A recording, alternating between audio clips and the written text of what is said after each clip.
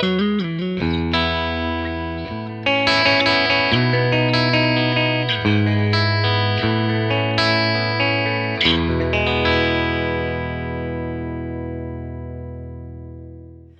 and welcome to Electric Guitar Review.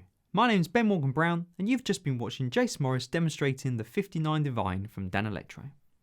Featuring the classic double cutaway shorthorn shape, the 59 Devine is a semi-hollow guitar with a centre block.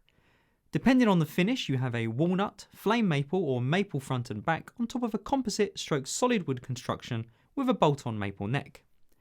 The Powell Furrow fingerboard has a scale length of 25 inches with a fretboard radius of 14 inches and 21 frets. The Devine has two vintage single lipstick pickups, stacked volume and tone knobs, a U3 intonatable saddled bridge, and has an RRP of £949.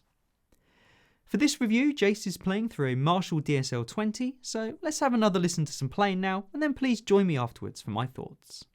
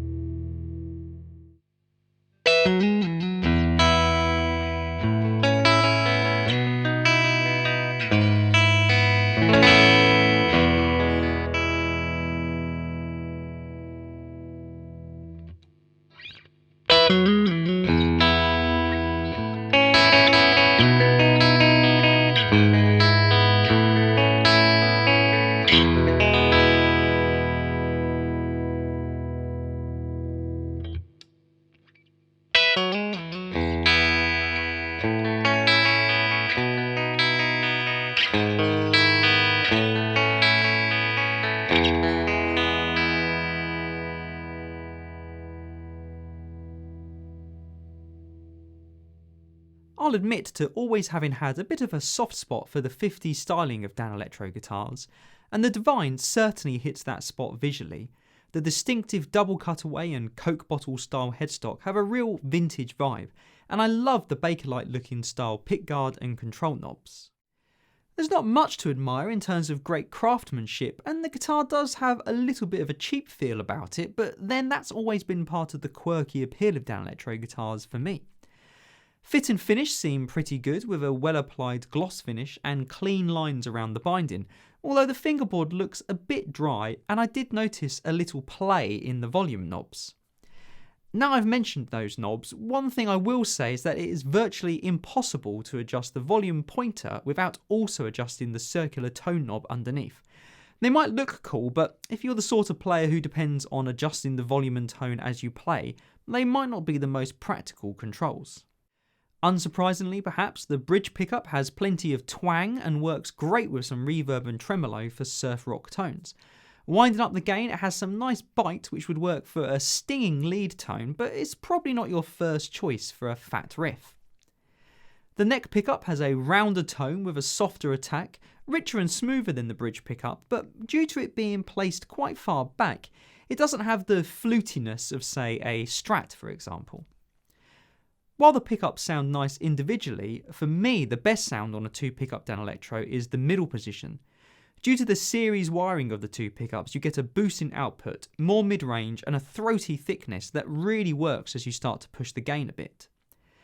This increase in output helps give the guitar a bit more sustain, and once you've spent a bit of time in the middle position, well, the neck and the bridge pickups on their own do sound a bit weak in comparison. Moving on to the volume and tone controls, as I've already said, it's a bit tricky to adjust them individually, but the volume controls do have a nice taper. I found the tone controls to be a bit all or nothing though, and in all honesty I think this is a guitar where you'd probably just leave everything wide open and adjust your tone with playing dynamics or pedals. The factory action is very playable, although the frets are quite wide and low, which combined with the 14-inch radius made the fingerboard feel very flat. Not uncomfortably so, but it's definitely a unique feel. The fingerboard edges are quite sharp as well, so that emphasised this feeling. But to be fair, chords and single notes were easy to play, and the flat radius would make slide playing easier as well, but the flatness didn't quite do it for me. At £949 RRP, I have to say that this guitar does seem quite highly priced. There's no gig bag or case included, and although it's well put together, the Danelectro build style does mean it doesn't feel like a nearly £1,000 guitar. It must be said that the 59 Devine does seem to be available for quite a bit less than the RRP from some stores, and at those prices it's definitely more attractive, but I do feel that £949 is an optimistic RRP for this guitar. Overall, I'd say I've enjoyed spending some time with the 59 Devine from Danelectro. It's certainly got a lovely retro vibe to its looks, and the lipstick pickup and semi-hollow construction give it a tone of its own that does mark it out from other brands. Ultimately, it's a cool guitar. Whether that coolness is worth the asking price is something I think you'll need to judge for yourselves. I hope you've enjoyed this video from Electric Guitar Review. Please subscribe and hit the bell icon to be kept up to date when we post new videos, and Jason and I look forward to seeing you next time.